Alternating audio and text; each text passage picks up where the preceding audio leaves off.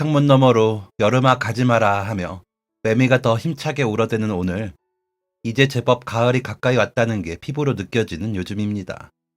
안녕하세요.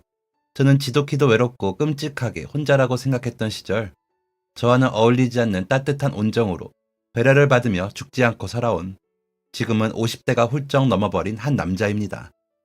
팍팍한 세상, 저의 지난 이야기 한 자락으로 세상에 따뜻함이 있다는 것을 알리고 싶어 글을 써봅니다. 고아로 자라 남들보다 가진 게 없었던 저는 틈만 나면 동네 시장통 근처를 얼씬거리며 한 개 먹어봐 하는 시장 할머니들께 거의 동냥하다시피 간식거리를 받아먹으며 자랐습니다. 그중 제가 제일 좋아하는 집은 순댓집이었답니다. 족발과 함께 순대를 곁들여 파는 집이었는데 그 냄새가 아주 황홀했었어요. 근처에만 가도 자동으로 콧구멍이 벌렁거리는 그런 기분 아시나요? 일부러 그 근처를 돌아다니다가 아주머니께서 소뚜껑을 열고 순대 하나를 꺼내어 썰기 시작할 때 그 앞을 기웃거리면 아주머니께서는 기가 막힌다는 듯한 표정을 지으며 제게 말씀하셨었습니다. 공짜 너무 좋아하면 대머리 된다 너. 그렇게 말씀하시면서도 순대 끄트머리 조각들을 비닐봉지 가득 담아주며 저를 돌려보내던 아주머니의 까칠함은 그 순대를 제 입속으로 넣는 순간 싹 사라지곤 했었어요. 쫄깃하고 윤기 나는 그 순대가 어찌나 맛있었는지 아직도 저는 그 맛을 잊지 못해 찰순대를 그렇게나 좋아한답니다. 그렇게 개눈 감추듯 한 봉지를 몽땅 입에 털어놓고도 아쉬웠던 저는 또 시장 골목을 기웃거렸습니다. 과일 장수 아저씨부터 튀김이며 전을 파는 전집 아주머니까지 저를 알아보고 인사를 건네오셨어요. 매일같이 찾아와 돈은 내지도 않고 먹을 것만 쏙쏙 받아먹는 얄미운 초등학생을 어느 누구 하나 큰 소리치며 내쫓지 않으셨습니다. 엄마도 아빠도 없었던 제게 그 시장통은 부모의 품처럼 가족의 품처럼 따스했어요. 그렇다고 매일 갈 때마다 맛있는 것을 얻어먹을 수 있는 것은 아니었습니다. 오늘은 손님이 하나도 없었다고 한숨을 쉬시면서도 제가 가면 조그마한 간식거리 하나라도 챙겨주시던 분들이었지만 손님이 많아 시장통이 북적이는 장날엔 저를 돌봐주실 여유들이 없으셨기 때문이랍니다. 그런 날엔 혹여 방해가 될까 아예 시장통 안으로 들어가지 않거나 멀찌감치 서서 바쁘게 움직이는 사람들을 하염없이 구경하기만 했었어요. 어김없이 찾아온 시장의 장날. 그날도 이른 시간부터 시장에는 약속이라도 한 듯 많은 사람들로 북적였습니다. 이 많은 사람들이 그동안 어디 있다가 날 맞춰 장으로 나온 걸까? 저는 딱 그날 하루만 날 맞춰 줄지어 서는 손님들을 보며 그런 궁금증을 품었었어요. 그만큼 시장은 평소에는 조용하고 손님이 없었으며 어쩌면 그랬기 때문에 어르신들이 제게 관심을 가져주실 수 있었던 것인지도 모른다고 생각했었습니다. 그날도 시장의 골목 끝에 우두커니 서서 발장난을 치며 줄지은 손님들을 구경하고 있었어요.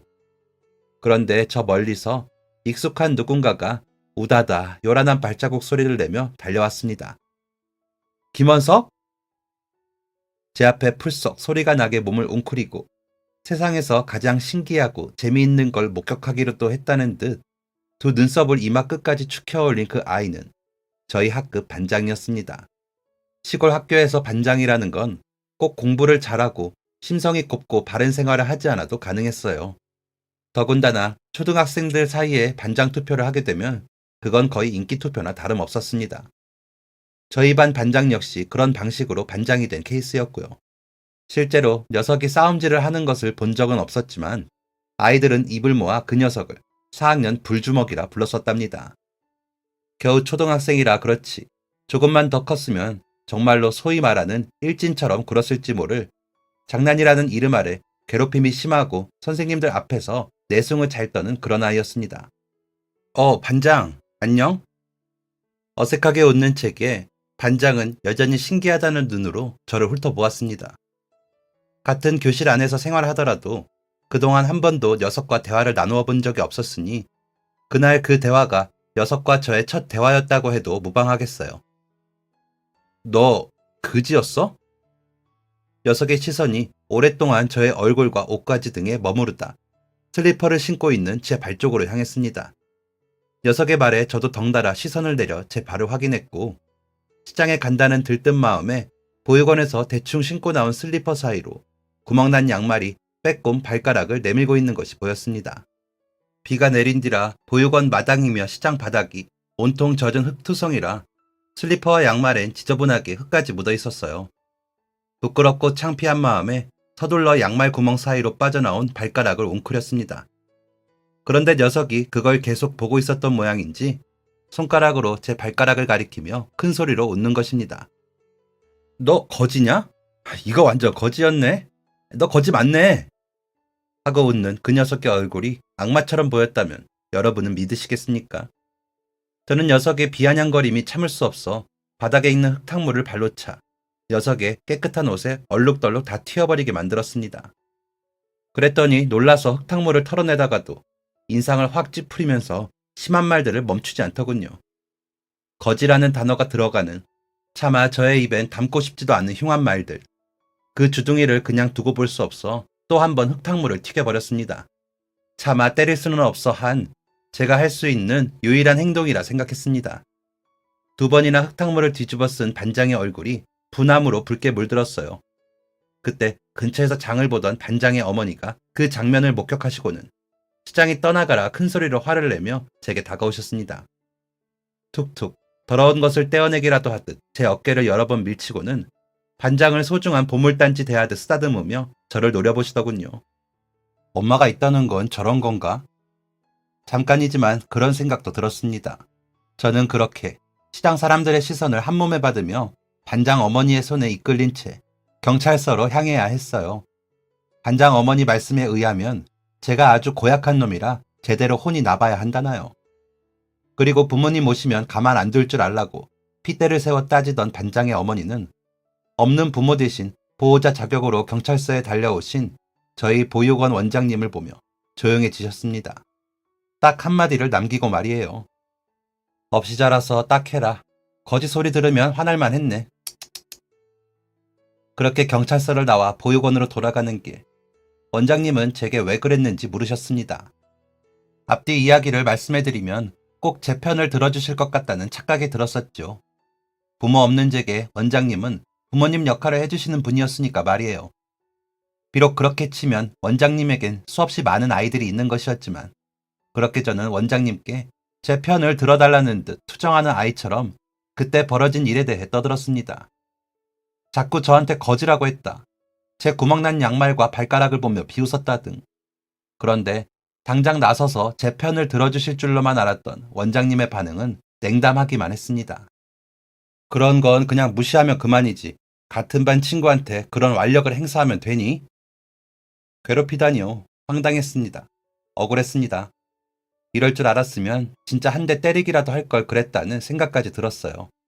주먹을 휘두르는 나쁜 학생이 되고 싶지 않아서 꾹 참았건만. 아무리 그 또한 괴롭힘에 속하는 행위였다고 한들 억울한 제 마음은 풀어지지 않았습니다. 한마디로 저는 원장님께 단단히 삐쳐버렸답니다. 그리고 그 삐친 마음을 그로부터 무려 6년이나 품고 있었습니다. 제 잘못은 없었다고 생각했기 때문이었어요. 원장님은 대답 없는 채게 다시는 그러지 말라고 몇 번이나 강조해서 말씀하신 뒤 다시 볼일을 보러 들어가셨고 비에 젖은 보육원 마당 한가운데 우두커니 선 저는 분노의 발길질을 저 스스로에게 갈기고 또 갈겼습니다. 툭툭 발끝으로 젖은 마당을 차면 구멍난 양말 사이로 찝찝한 진흙이 비집고 들어왔거든요. 발길질에 튀어오른 흙탕물이 기분 나쁘게 종아리 위로 달라붙는 그 촉감이 꼭 그때 제 기분 같았습니다. 다음날 저는 또 어김없이 시장으로 향했어요. 장날이 끝난 다음 날이라 그런지 시장통은 제법 한산했습니다. 전날과 같은 골목을 지나며 그때 서로 밑북받쳐 오르려는데 골목에 있던 떡집 문이 열리며 할머니 한 분께서 저를 부르셨어요. 어이 아가, 이리 와, 이것 좀 먹어라. 할머니 손에는 갓 지어 따끈따끈한 떡이 놓여 있었습니다.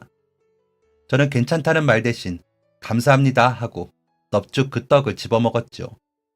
할머니께서는 그런 저를 보시다 제 팔뚝을 쓰다듬으며 말씀하셨습니다. 우리 집에 떡 많아. 천천히 먹어. 학교에서 친구들이 못 산다고 괴롭히지? 힘들지? 그래도 친구 한 대 안 때리고 기특혀. 배고플 때, 출출할 때, 심심할 때 할미한테 놀러와. 와서 맛있는 떡 실컷 먹고 가. 할머니께서 하시는 말씀 때문에 목구멍을 타고 내려가던 떡이 어쩐지 콱 하고 목구멍을 막아버리는 기분이 들었습니다. 코끝이 뜨끈해지면서 눈물이 차오르니 할머니께서 괜찮아, 괜찮아 하시며 손수건을 건네주셨어요. 여태 시장통을 기웃거리며 떡집 앞으로는 눈길 한 번을 주지 않았었습니다. 그야 순대나 전이나 과일 같은 훨씬 맛있는 것들이 많았으니까 그랬죠. 그런데 그날 먹은 떡이 얼마나 따뜻하고 쫀득하고 달았는지 모릅니다. 맛있어서 먹고 또 먹었어요. 할머니, 떡이 진짜 달아요. 눈은 울고 입은 먹으면서 내내 같은 소리를 반복했습니다. 체한다고 천천히 먹으라던 할머니의 손에 들려있던 요구르트 한 통에 제가 시장통에서 가장 좋아하는 집이 순댓집에서 떡집으로 바뀌어버리고 말았답니다. 어쩌면 평범했을지 모를 그 떡들이 그토록 달게 느껴졌던 건 할머니의 달콤한 위로 덕분이 아니었을까 생각해요. 그 후로는 거의 그 할머니를 만나기 위해 시장을 찾았습니다. 다른 시장 아주머니들도 그냥 지나치는 저를 보며 요즘 원석이가 우리를 영 안 찾아줘서 서운하네 하고 농담을 하시곤 하셨지만 떡집 할머니와 잘 지내는 제 모습을 보며 따뜻한 미소를 건네주셨답니다. 그리고 며칠 후 즐거운 여름방학이 끝이 나고 마침내 학교가 지겨운 개학을 했습니다. 솔직히 말씀드리자면 저는 방학이 몹시 좋았거든요. 눈 뜨면 일어나서 밥 먹고 숙제해두고 시장으로 향하면 되는 일과였으니 말입니다. 가끔 보육원에서 단체 활동을 하거나 할 때면 시장에 갈 수가 없었지만 방학만큼이나 매일같이 시장에 드나들 수 있는 때는 없었으니 그랬어요. 개학을 하면 시장에 가는 횟수도 자연스레 줄어들잖아요. 매일 반갑게 인사를 해주시던 어르신들도 일주일에 한 번 겨우 시장에 나가면 저를 잊으시거나 문을 닫으시거나 하셨습니다. 그래서 개학이 싫었어요. 그래도 학생이면 학교에 가야 한다는 것이 어쩔 수 없는 순리였지만요. 그리고 저는 그 순리에 따라 순순히 등교를 한 것을 몹시 후회하게 되었습니다. 거지자리. 개학 첫날 제 책상엔 그런 낙서가 되어 있었습니다. 사물함도 마찬가지였어요. 저를 흘끔 눈으로 훔쳐보며 아이들이 수군거리는 소리가 들렸습니다. 결국 저는 참지 못하고 반장에게 달려들어 주먹을 날려버리고 말았어요. 교실은 금방 아수라장이 됐습니다. 그래도 다행인지 불행인지 그때처럼 경찰서에 가는 일은 없었어요. 제 주먹을 맛본 반장 녀석이 눈빛을 확 갈아끼우며 이렇게 말했기 때문입니다. 야, 김원석, 나랑 친구할래? 너한테 거지라고 한 거 미안. 그 말 다 취소할게. 저는 그렇게 그 녀석의 사과 아닌 사과를 받아주게 되었고 그 녀석이 말한 친구의 기준이 무엇인지는 몰라도 친구 같은 사이가 되었습니다. 그때 당시엔 그 녀석과 함께 무언가를 한다는 것이 불편했었어요. 친구라는 이름의 반장보다 제게 더 편안했던 건 구수한 참기름 냄새부터 비릿한 생선 냄새까지 온갖 냄새가 골고루 나는 시장통이었으니까 말입니다. 녀석은 대체 저의 어떤 부분이 마음에 들었던 건지 하루아침에 다른 사람이 되어 제 곁에 붙어 있었습니다. 난생 처음 보육원 사람이 아닌 학교 친구가 생겼지만 크게 달라지는 것은 없었어요. 저는 늘 그랬던 것처럼 녀석과의 약속을 뒤로하고 시장으로 향했으니까 말입니다. 그런데 그 녀석이 자꾸 저를 졸졸 쫓아다니니 그 영향으로 저도 점점 변하게 되었습니다. 점점 고학년으로 올라가고 중학교를 졸업하게 되면서 겉멋이 들었는지도 모르겠어요. 머리가 조금 컸다고 친구들이랑 어울리는 게 좋아 시장에는 발길을 끄는 지 오래였습니다. 가끔 순댓집에 쫄깃하던 그 순대와 할머니의 따뜻하고 고소했던 절편의 맛이 그립기도 했지만 그리움은 아주 잠깐이더군요. 공부는 하지 않고 그저 나쁜 친구들과 어울리고 몰려다니는 것이 최고의 기쁨이었던 때. 저의 그런 철없는 행동은 중학교 3학년 때 절정을 찍었다가 고등학교 1학년 때가 되어서야 어떠한 계기로 인해 비로소 막을 내리게 되었습니다. 반장이 열어주었던 불량한 친구들과의 불량한 일과에 손을 뗐고 다시 평범한 학생으로 돌아가 공부를 하다 수능을 쳤을 땐 어떤 대학도 갈 수 없겠다는 생각이 들었습니다. 어중이 떠중이 같이 붕 떠버린 저는 염치 없이 재수를 하겠다고 원장님께 말씀을 드리게 됐어요. 원래는 퇴소를 해야 하는 나이였지만 원장님의 배려로 1년을 더 있을 수 있었습니다. 그리고 그날도 열심히 공부를 하기 위해 도서관으로 향하는데 원장님이 저를 붙잡으셨습니다. 몇 시에 올 거니? 올 때 시장 가서 가래떡 좀 사와라. 오랜만에 미 선생님이 쌀떡볶이 해주신단다. 그 말씀에 하루 종일 공부에 집중이 안 됐습니다. 핑계이긴 하지만 미 선생님이 해주신 떡볶이를 먹을 생각과 오랜만에 시장에 들러 떡집 할머니를 만나뵐 생각에 마음이 들떴거든요. 집중하려 노력하다가 결국 책을 덮고 시장으로 향했습니다. 그리고 다소 충격적인 모습을 목격하게 됐어요. 몇 년 만에 뵙게 된 떡집 할머니는 그전보다 훨씬 야위고 힘들어 보이셨습니다. 저의 얼굴도 한참이나 보시고 나서 알아보시더군요. 잘 컸네 하고 말씀하시는 말투엔 예전 같은 따스함도 묻어나질 않았습니다. 쫀득하고 달았던 떡들은 언제 만들어둔 건지 따뜻함을 잃고 딱딱하기까지 했어요. 그 할머니네 떡으로 선생님이 만들어주신 떡볶이는 분명히 맛있었습니다. 하지만 그 맛난 걸 먹으면서도 내내 제 마음은 편안하지가 않았어요. 결국 다음날도 그 다음날도 저는 그 떡집으로 향했습니다. 할머니 걱정에 공부가 손에 잡히지 않아서였죠. 할머니께서는 나이가 들어 더는 떡집 운영이 힘들 것 같다고 말씀하셨습니다. 대학을 못 가고 재수 공부를 하고 있었다고 말씀드리니 저를 철썩 때리시며 정신 똑바로 차리고 공부나 하지 여긴 왜 자꾸 드나드냐 하셨어요. 하지만 그렇게 잔소리를 들으면서도 할머니께 와보지 않을 수는 없었습니다. 그래서 매일이 어려우면 이틀 걸러 하루꼴로 그곳에 들렸습니다. 그러면서 할머니 혼자 하시기 어려운 일들을 도와드리며 시간을 보냈어요. 1년 후 재수에 성공한 저는 무난한 대학에 발을 들이게 되었습니다. 기숙사에 들어가 지내면서 보육원에서도 나오게 되었지만 원장님이 이제 그만 좀 찾아오라고 하실 정도로 틈만 나면 보육원을 찾아가 자리를 차지하고 앉아 있었습니다. 그냥 친가족은 아니지만 그래도 사람 북적거리던 온정 넘치던 그곳에서 나와 지내니 허전해서 그랬어요. 그러면서 할머니를 뵙는 것도 빼놓지 않았습니다. 그러다 얼마 후 할머니가 돌아가셨습니다. 장례식이 끝나고 할머니의 온기 없이 텅 비어진 떡집 가게에 혼자 우두커니 앉아있다 우연히 제 머릿속에 스쳐 지나간 생각이 지금의 저를 만들게 되었습니다. 저는 휴학계를 내고 그동안 틈틈이 아르바이트를 하며 모은 몇 푼 안 되는 돈으로 떡집을 차리기로 했어요. 제 이야기를 들은 원장님께서는 갑작스런 저의 결정에 어이없어 하시기도 했지만 지낼 곳 없으면 들어와서 지내라며 흔쾌히 저를 다시 받아주셨습니다. 덕분에 저는 지낼 곳 걱정 없이 장사를 시작할 수 있게 되었죠.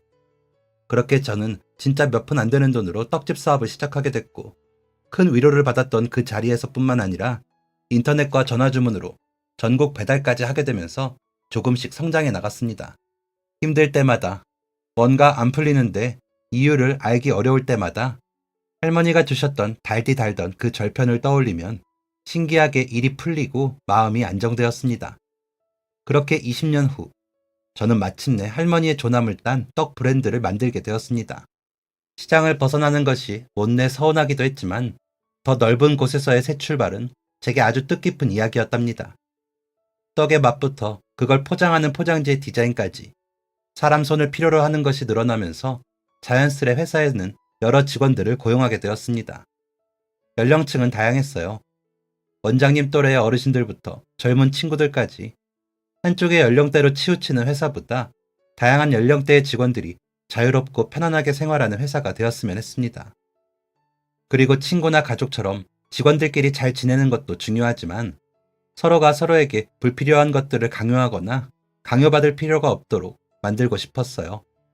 그게 잘 된 건지 모르겠지만 저희 회사에는 단연간 낮은 퇴사율과 직원들끼리의 끈끈한 단합심으로 활력이 넘쳐났답니다.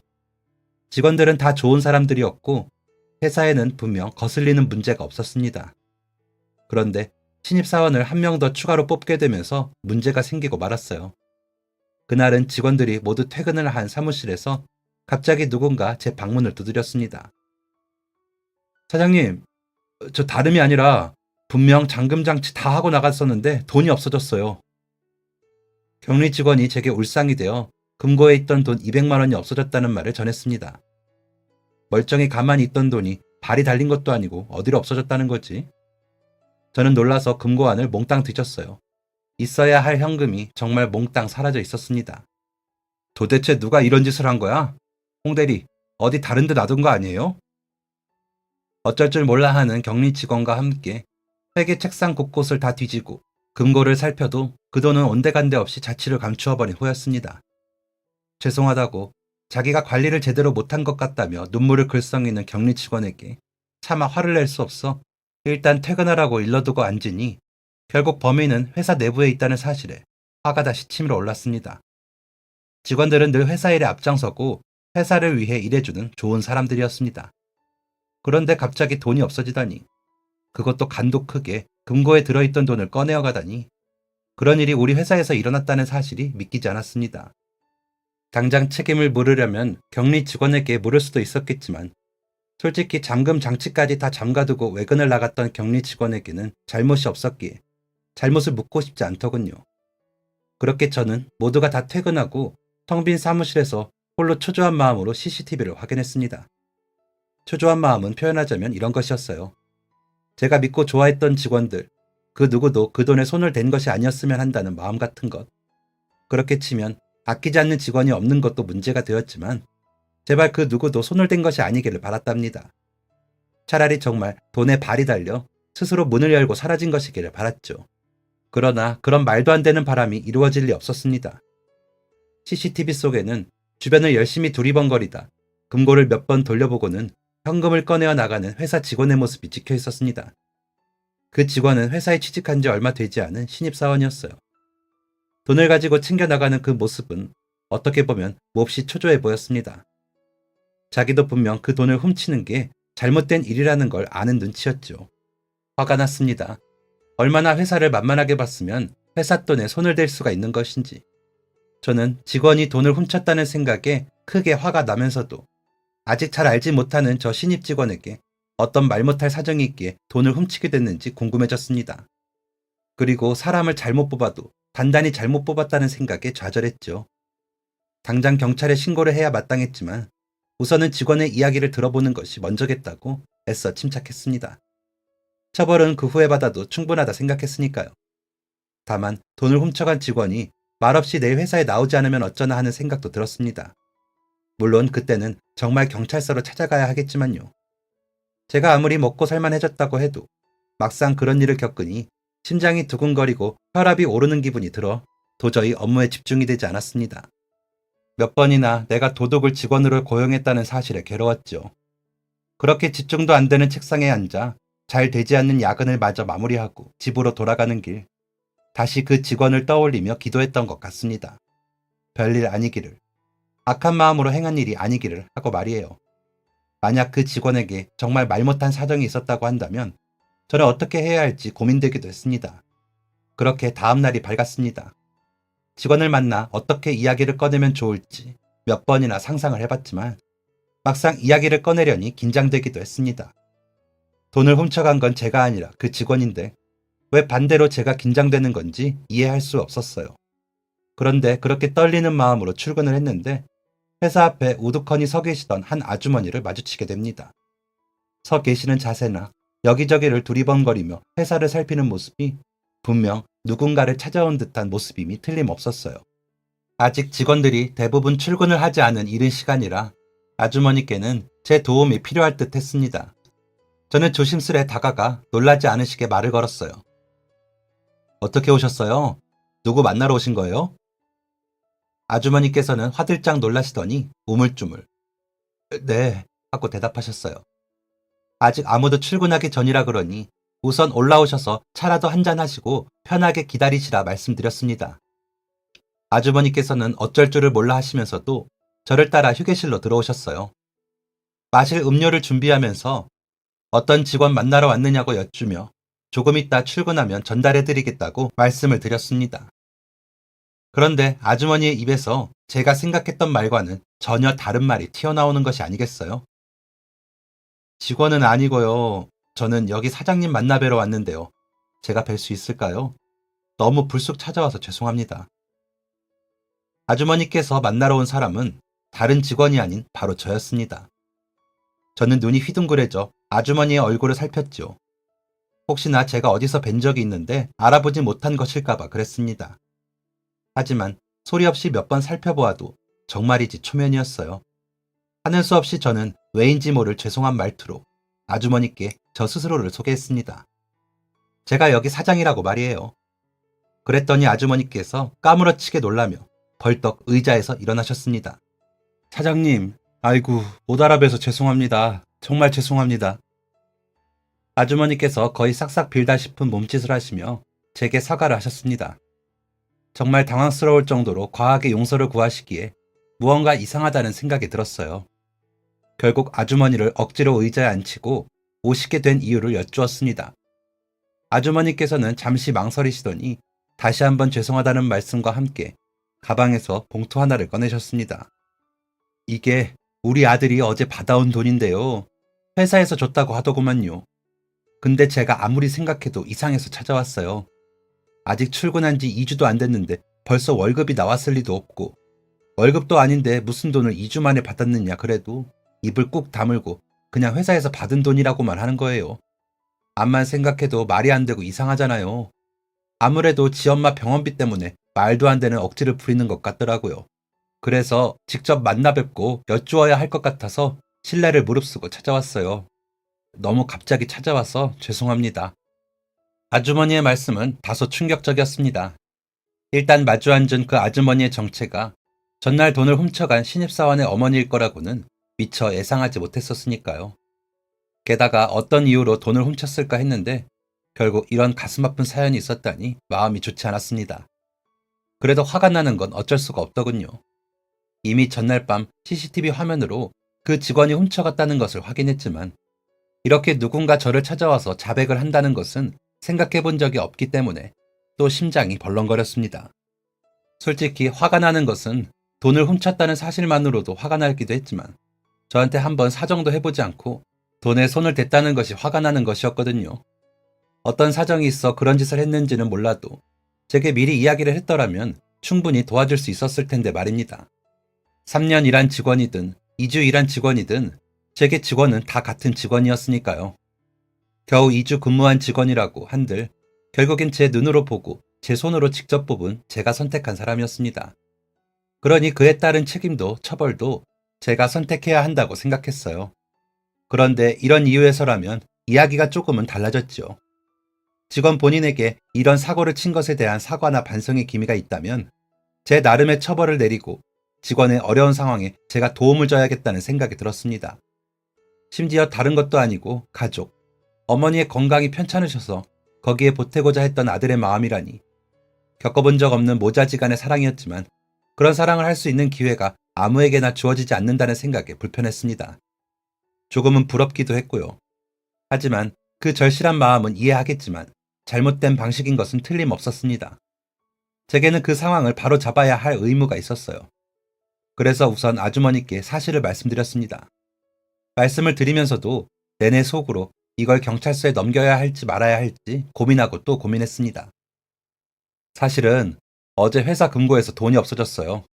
공개적으로 직원들 사이에 일을 키우기보다 저 혼자 CCTV로 확인하는 게 나을 것 같아서 찾아봤는데 얼마 전 새로 입사한 직원이더라고요. 뻔히 붙잡힐 위험이 있다는 걸 모르지 않았을 텐데 이렇게 대범하게 돈을 훔쳐야만 했던 그 절실한 사정이 무엇이었을까 궁금했는데 그래서 오늘 그 직원을 불러다 자세한 이야기를 들어보고 상황을 바로잡으려 했는데 이렇게 어머니께서 와주셨네요. 금고 하나 제대로 단속 못해서 어려운 걸음 하시도록 만든 게 죄송하기도 하면서 한편으로는 이렇게 달려와 주실 어머니가 계신다는 게 부럽기도 하네요. 하지만 저는 이 일에 대해 그냥 넘어가진 않을 것입니다. 그랬더니 아주머니께서 좀 전에 하셨던 것처럼 두 손을 모아 제게 싹싹 빌어오셨습니다. 두 눈엔 눈물이 그렁그렁 고여 있었고 그 손짓엔 아들에 대한 애정이 듬뿍 묻어 있었습니다. 정말로 잘못했습니다. 제가 자식을 잘못 키워서 그래요. 정말 죄송합니다. 애를 아빠 없이 엄마인 저 혼자 키우다 보니 결핍도 많고 다 제 탓이에요. 제가 잘못 키워서. 제 딴에는 아픈 엄마 병원비 보태겠다고 그런 짓을 했나 본데 따끔하게 혼내겠습니다. 전부 제 잘못입니다. 사장님, 그러니 부디 용서해 주시면 안 될까요? 정말 잘못했습니다. 부탁드리겠습니다, 사장님. 아주머니의 그 모습은 속상했습니다. 가져본 적 없는 사랑이라 속상했던 것이 아니라 그냥 그 자체로 마음이 아파서 속상했어요. 아들이 잘못을 했다 하더라도 부모에게까지 잘못을 물을 수는 없는 노릇이었으니까요. 그럼에도 불구하고 자신이 잘못했다고 용서를 구하시는 아주머니의 모습은 차마 마음 편히 볼 수 없는 광경이었습니다. 저도 그때 당시에 결혼을 하고 슬아의 자식이 생긴 지 얼마 되지 않았을 때라. 비록 부모에게 받아본 사랑은 없었지만 자식을 향한 사랑이 어떤 것인지 정도는 알았거든요. 부모의 마음을 아는 사람으로서 아주머니의 절실한 사과가 참 가슴 아프지 않을 수 없었습니다. 저는 계속해서 두 손바닥을 싹싹 비비며 모든 것이 다 자기 탓이라고 하는 아주머니의 손목을 붙잡았어요. 마음을 다해 힘껏 비비던 두 손바닥이 반동에 의해 툭 떨어졌습니다. 그 애처로운 손을 붙들고 저는 말씀드렸습니다. 가족을 생각하는 마음은 있지만 가족을 위해 어떻게 해야 올바른 일인지를 모르는 친구인 것 같아요. 그 친구가. 어찌됐건 나쁜 마음으로 돈을 훔친 건 아니었으니 그건 잘 알겠습니다. 물론 다른 직원들이 그 친구가 돈을 훔쳤다는 걸 알게 될 일도 없을 거예요.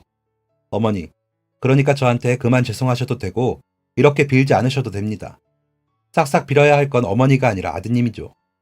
저도 참 배운 것 없고 가진 것 없이 살았지만 이참에, 아니 이번 한 번만큼은 어머니 아들 사람 한번 만들어 보겠습니다. 제가. 울면서 몇 번을 더 감사하다고 고개를 넙죽 숙이는 아주머니를 몇 가지 바래다 드리고 그날 저는 난생 처음으로 아침 회의에 지각까지 했습니다. 직원을 불러다 이야기를 해야 하는 시간이 다가올수록 제 마음은 불편해져 갔습니다. 곱게 말할 자신이 없기도 했고요. 어머니를 생각하는 개인적인 사정은 충분히 안타까웠지만 도둑질을 했다는 것은 분명 잘못된 행동이었으니까요. 그리고 다 큰 어른이 부모가 직접 회사에 찾아오게 만든다는 게 말이나 되는 일입니까? 사실은 아주머니께서 제게 싹싹 빌며 용서를 구하실 때 제 어린 시절의 어떤 사건이 생각나기도 했습니다. 그래서 아주머니께 그 직원을 한번 사람 만들어 보겠다 말씀드리기도 했고요. 그렇게 직원을 불러다 어떻게 이야기를 할까 고민하던 중 좋은 생각이 들었어요. 퇴근 시간까지 기다리다가 직원들이 모두 퇴근하고 나서야 그 직원을 불렀습니다. 그 직원도 마침 저의 눈치를 보고 있었던 것인지 일찍 퇴근하지 못하고 제 방 주위를 얼씬거리고 있더군요. 민재씨, 퇴근하고 시간 좀 있어요? 제 물음에 고장난 기계처럼 직원 민재씨가 달려왔습니다. 네? 네, 사장님. 어쩔 줄 모르겠다는 듯 시선을 피하며 대굴대굴 산만하게 굴리는 그 눈동자가 맑고 착하기만 해서 순간적으로 CCTV 속 돈 뭉치를 들고 달아나는 그 직원이 민재씨가 맞는지 의심스러운 마음이 들었습니다. 제 부름에 눈치를 보는 모습은 분명 전날 본인이 했던 잘못에 대해 죄책감을 느끼는 모습이었습니다. 자기 입으로 먼저 자백을 했다면 참 좋았으련만 민재씨는 말을 더듬으며 대답만 할 뿐 다른 말을 덧붙이지 않더군요. 다시 화가 밀려왔지만 애써 참으며 민재씨를 차에 태우고 회사 근처 마트로 향했습니다. 그곳에서 저는 말없이 아이들이 좋아하는 과자들을 잔뜩 카트에 담았어요. 눈치만 보고 가까이 쫓아오지도 못하는 민재씨에게 저는 어떤 말도 꺼내지 못했습니다. 불편한 침묵이 민재씨에게 어떤 반성의 기미를 느낄 수 있는 시간이 되지 않을까도 생각했어요. 그래서 그 과자를 회사 돈을 훔치고도 사과조차 하지 않은 민재씨와 함께 사이좋게 나누어 먹었냐고요? 아쉽지만 그건 아니랍니다. 저는 여전히 침묵한 채로 그 과자들과 민재씨를 차에 태우고 저의 오랜 추억이 있는 보육원으로 향했습니다. 제 차가 보육원에 도착하니 민재씨는 전혀 예상하지 못했는지 당황스러운 표정을 지었고 과자를 한가득 들고 보육원으로 들어서니 어릴 적 저만한 크기의 아이들이 우르르 달려나와 저마다 좋아하는 과자를 고르기 바빴습니다. 이윽고 원장님이 나와 저를 반겨주셨고 얘 원서가 그만 좀 와라. 너는 가정도 있고 챙겨야 할 사람도 많은데 언제까지 여기 와서 시간 축 낼 거니? 하고 인사를 건네셨어요. 에이, 그래도 여기 있는 사람들 중에 저 오는 거 제일 좋아하는 사람이 원장님인 거 여기 나무도 알고 저기 돌멩이도 아는데 뭘 그렇게 투덜거리세요. 원장님과 제가 인사를 나누는 동안 민재씨는 눈동자를 바쁘게 굴리며 눈치를 보고 서 있었습니다. 죄책감 때문인 건지 고개는 계속 45도 아래를 향해 있었어요. 그러니 원장님께서도 궁금하셨나 봅니다. 민재씨를 보며 누구냐는 듯한 눈짓을 하시기에 원장님께 민재씨를 소개했습니다. 입사한 지 얼마 안 된 저희 직원이에요. 직원을 데리고 보육원에 간 것은 그때가 처음이었습니다. 그도 그럴 것이 제가 고아였다는 사실을 직원들에게 알릴 이유가 없었기도 하고요. 그렇게 처음으로 데려간 직원이다 보니 원장님도 조금은 의아하다는 표정을 지으셨습니다. 그래도 별다른 말씀을 하시진 않으시더라고요. 그렇게 저는 민재 씨를 데리고 보육원 옥상 평상에 앉았습니다. 평상에 나란히 앉아 자기가 왜 여기에 함께 오게 되었는지, 어쩌다 여기에 앉아 있는지, 온갖 생각에 어쩔 줄 몰라 하는 민재 씨에게 저의 오랜 이야기를 꺼냈습니다. 중학교 3학년에서 고등학교 1학년으로 막 올라갔던 제 인생 가장 방황하던 시절의 이야기였어요. 갑자기 여기는 왜 왔는지 궁금하지요? 여기는 제가 살던 보육원이에요. 아주 어렸을 때 부모로부터 버림받고 이 보육원에서 쭉 자랐어요. 방금 나하고 꼭 다투는 사람들처럼 대화하시던 분, 그분이 내 마음속의 엄마. 여기 있는 저 아이들도 아마 다 그렇게 생각할 거예요. 아닌 애들도 물론 있겠지만 부모 없이 고아가 된 아이들한테 원장님은 부모 같은 존재였죠. 처음에는 저 무뚝뚝하고 정없는 말투 때문에 상처도 받고 날 좋아하지 않는구나 하고 거리를 두기도 했었어요. 그땐 나도 어렸고 나도 아이에 불과했으니까 되게 정없는 분이구나 했었거든요. 근데 제가 쭉 지켜봤기 때문에 하는 말인데 저분 엄청 따뜻한 분이세요. 겉은 차가워 보일지 몰라도 그 속은 참 따뜻한 분. 민재 씨는 말없이 고개를 주걱거렸습니다. 옥상 아래 마당에서 아이들을 보살피고 계시는 원장님이 보였습니다. 그 모습을 바라보며 다음 말을 꺼내려니 입안이 바싹 마르는 기분이 들면서 입술이 잘 떨어지지 않더군요. 드디어 참고 참았던, 너무 묻고 싶었던 그 말을 꺼내는 시간이 찾아왔으니까요. 묻기 전에 먼저 자백해 주길 바랐지만 돈을 훔칠 용기가 있는 사람에게 그런 바람은 사치였던 것 같습니다. 민재 씨, 회사 금고에서 돈 가져갔죠? 왜 가져갔어요? 그랬더니 깜짝 놀란 민재 씨가 자리에서 벌떡 일어섰습니다. 그 모습이 아침에 배웠던 민재 씨 어머니의 모습과 너무나도 똑같아서 딱 한 번 배웠던 분인데 그 모습이 겹쳐 보이더군요. 우선은 본인이 본인의 잘못을 진심으로 뉘우쳐야 했습니다. 제 용서는 그 다음의 일이었고요. 민재 씨는 새빨갛게 달아오른 귓바퀴를 연신 꼬집어대며 고개를 꾸벅 숙였습니다. 그리고 숙여진 고개는 좀처럼 올라올 생각을 하지 않았습니다. 죄송합니다. 제가 정말 잘못했습니다. 어머니 병원비가 부족해서 수술을 미뤄야 하는데 정말 많이 고통스러워 하시는 모습에 급한 생각이 들어 잘못을 저질렀습니다. 정말 잘못했습니다. 죄송합니다, 사장님. 해서는 안 될 짓을 했습니다. 만약 뻔뻔하게 나온다면 당장 경찰서로 끌고 가야겠다고 생각했던 제 다짐은 녹아내렸습니다. 그렇다고 화가 완전히 풀린 것은 아니었습니다. 저는 고개 숙인 민재 씨의 손을 잡고 끌어 다시 자리에 앉혔어요. 그리고는 민재 씨가 반성하는 모습을 보여준다면 꼭 들려주고 싶었던 저의 비밀 같은 이야기를 이어갔습니다. 나는 되게 소심한 아이였어요. 가진 게 없어 주눅들어 더 그랬죠. 친구라고는 보육원 친구들이 다였고 학교 친구들이랑은 말도 잘 못 섞었어요. 그런데 한 번은 학교 친구를 밖에서 만났다가 된통 싸우게 된 적이 있었거든. 그때 그 자식이 그러더구만요. 자기랑 친구하지 않겠느냐고. 그때 그걸 거절했으면 그런 일이 없었을지도 모르겠어요. 저는 멍청해서 그걸 거절 못했고 그 친구랑 나는 친구가 되었죠. 이것저것 나쁜 짓이란 나쁜 짓은 모조리 배웠어요. 잘못하고 있다는 마음 때문에 마음이 불안하고 초조한 그 기분을 그 친구는 스릴 있다고 표현을 했었죠. 나는 그 기분이 소름 돋기 싫으면서도 그 친구 때문에 어울리게 된 친구들이 다 하니까 안 할 수가 없더라고요.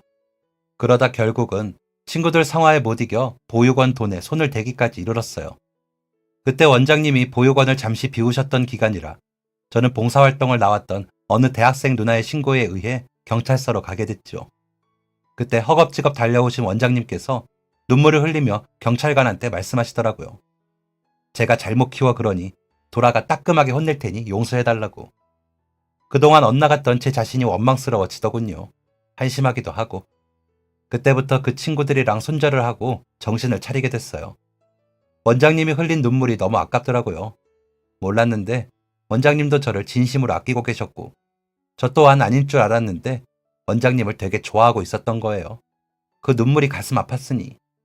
그 덕분에 제가 새 사람으로 자라서 이렇게 자수성가까지 할 수 있었답니다. 그 일로 제가 얻은 교훈이 있어요. 한 번의 실수로 사람을 궁지로 몰면 안 된다는 교훈이요. 그런데 오늘 아침에 회사로 민재 씨 어머니가 찾아오셨습니다. 민재 씨가 어제 훔쳐갔던 그 돈을 가지고서요. 민재 씨 생각엔 어머니께서 어떻게 하셨을 것 같아요? 제 앞에서 두 손을 싹싹 빌면서 모든 것이 아들을 잘못 키운 본인의 탓이라고 하시더군요. 지금 제 앞에서 울고 있는 민재 씨 때문이 아니라 아들 때문에 아침 일찍부터 회사 앞에서 오랜 시간을 기다리다 자기보다 젊은 사장에게 용서를 구하던 어머니 덕에 용서받는 거라 생각하세요. 민재 씨에게도 이번 일이 살아가면서 인생의 어떤 교훈이 되기를 바랄게요.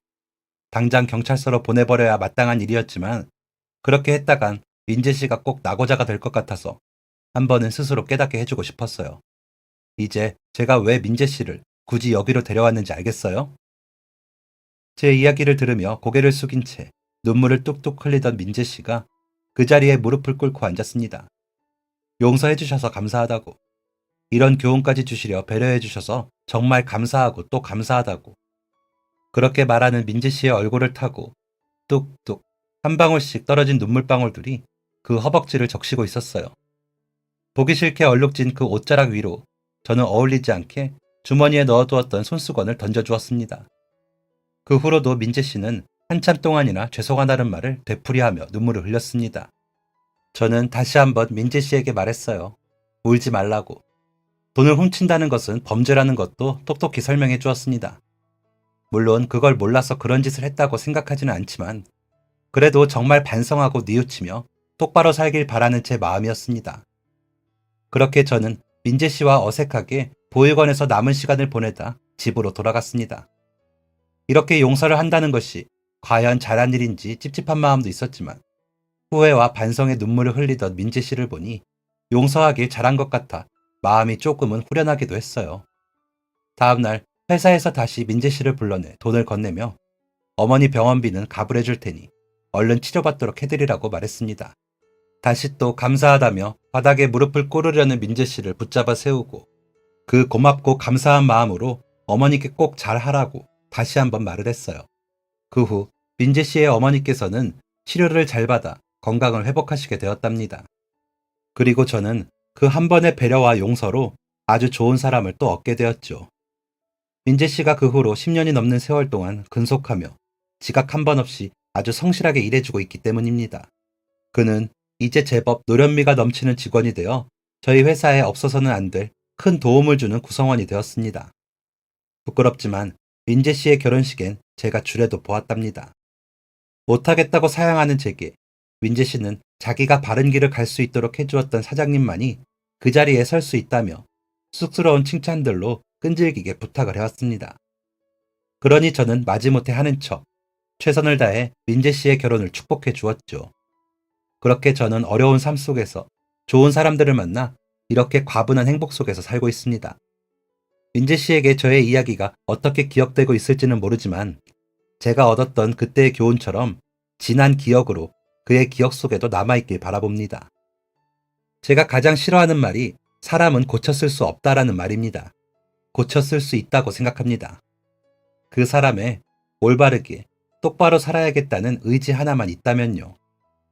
그러니 한 번쯤은 아직 채 완성되지 못했을지도 모르는 미숙한 사람들에게 못 이기는 척 용서라는 마음을 주고 다시 바르게 살아갈 수 있는 기회를 주면 어떨까요? 물론 그 사람이 진심으로 반성하고 뉘우친다는 가정하에 말이에요. 진심과 진심은 결국엔 통한다고 생각하거든요.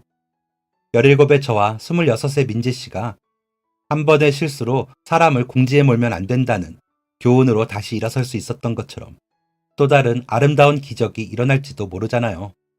겁도 없이 보육원의 돈에 손을 대고 경찰서에 갔던 그날 제게 애정이 없다고 생각해 6년이나 혼자서 원장님께 삐쳐 있었던 저를 반성하고 또 반성했었습니다.